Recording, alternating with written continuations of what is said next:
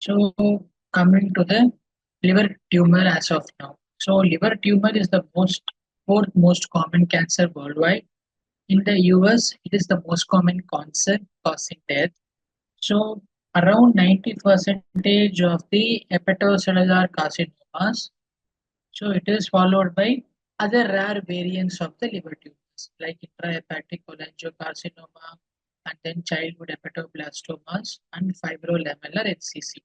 So out of liver tumors, it is hepatocellular carcinoma, which is the most common, and it is the fourth common cancer worldwide, and it is the most common cancer as of now with very high mortality.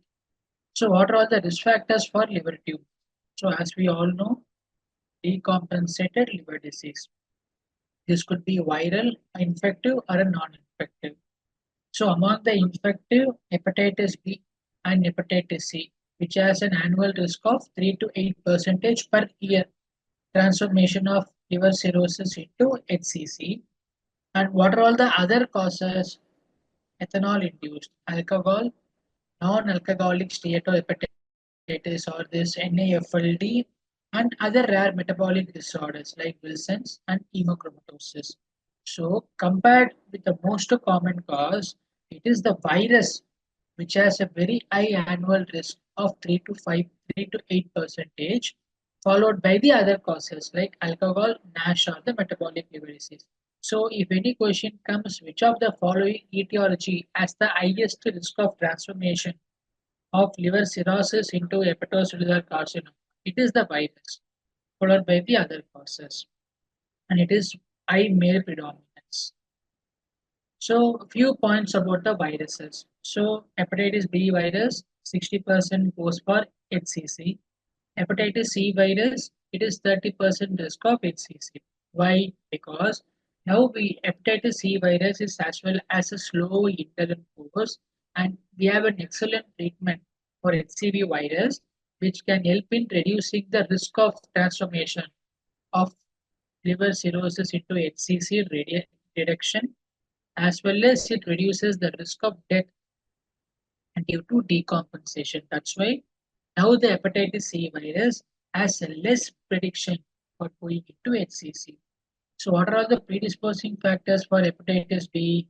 IHBV viral DNA, which is indirectly reflected by IHBE antigen positivity. So, these two directly proportionate to the risk of hepatocellular carcinoma.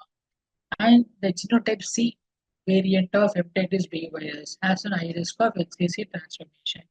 Similarly, coming to HCV, it is type 1b genotype, presence of advanced fibrosis. We use this histological classification called as a Metavir classification, which is F3, fibrosis grade 3, and cirrhosis. So when HCV patient have advanced liver fibrosis and cirrhosis, they have risk of development into HCC.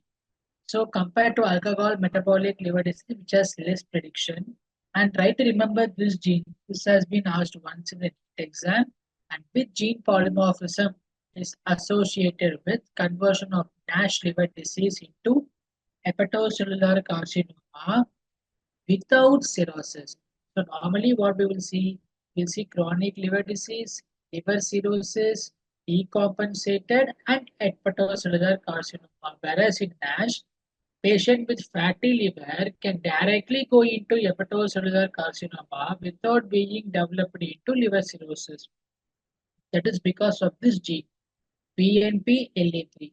So PNPLA3 polymorphism in NASH is associated with high risk of transformation into HCC. Aflatoxin fungus we know TP53 mutation causing hepatocellular carcinoma.